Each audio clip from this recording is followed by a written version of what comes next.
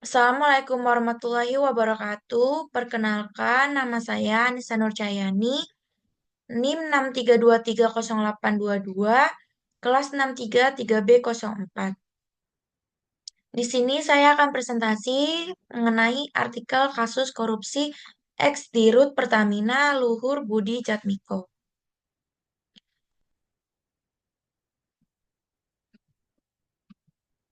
Di era globalisasi memicu generasi yang mengutamakan hedonisme dan materialisme, memperburuk krisis moral dan kriminalitas, termasuk korupsi oleh penjabat berkuasa.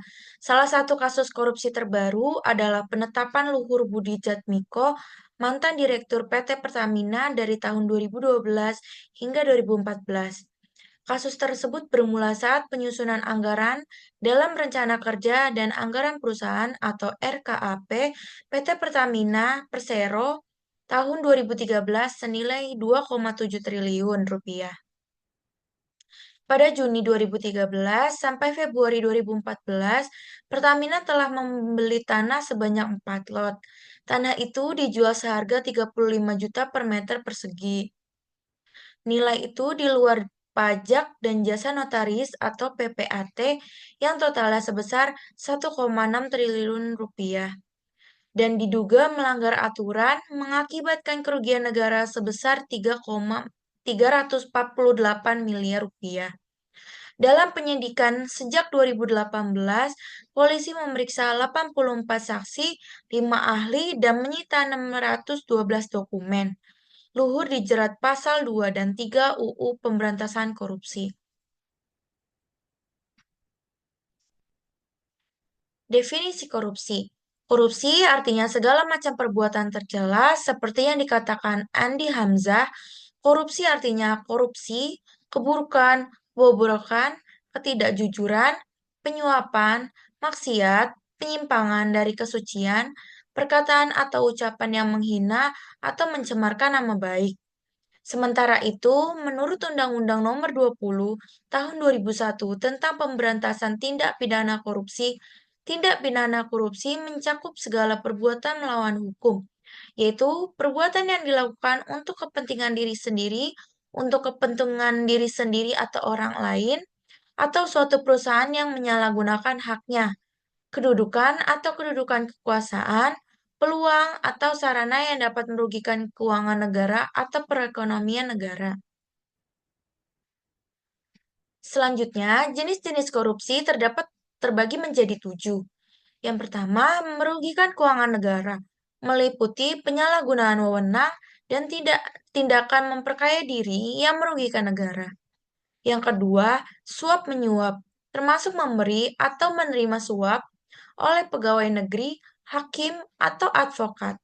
Yang ketiga, ada penggelapan dana dalam jabatan, yaitu penggelapan, pemalsuan, atau perusakan bukti oleh pegawai negeri. Yang keempat, ada pemerasan. Pemerasan oleh pegawai negeri terhadap pihak lain. Yang kelima, ada perbuatan curang. Melibatkan kecurangan dalam proyek atau penyerobotan tanah negara oleh penjabat. Yang keenam, benturan kepentingan dalam penggandaan, yaitu pegawai negeri ikut serta dalam penggandaan yang diurusnya. Yang ketujuh, ada gratifikasi, menerima hadiah tanpa melapor ke KPK. Selanjutnya, apa sih dampak korupsi? Korupsi berdampak buruk pada perekonomian, politik, hukum, dan sosial, menghancurkan sistem negara dan memicu krisis ekonomi. Akibatnya, harga naik, kualitas layanan memburuk, akses pendidikan dan kesehatan terbatas, keamanan terancam, dan lingkungan rusak. Hal ini merusak citra pemerintah, mengikis kepercayaan investor asing, serta memperparah kemiskinan. Upaya pencegahan korupsi.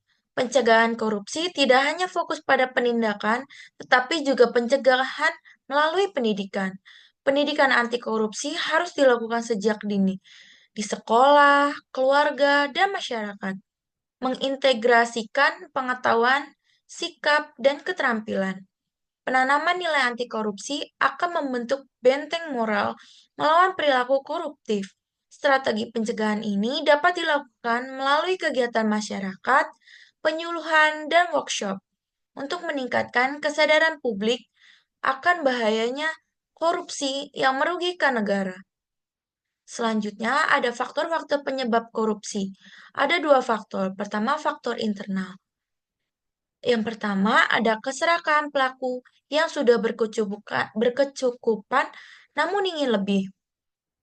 Yang kedua, lemahnya moral dan akhlak menyimpang dari ajaran kebaikan. Yang ketiga, gaya hidup konsumtif yang tidak sesuai pendapatan. Yang keempat, iman yang lemah membuat seseorang rentan terhadap korupsi. Yang kedua, ada faktor eksternal.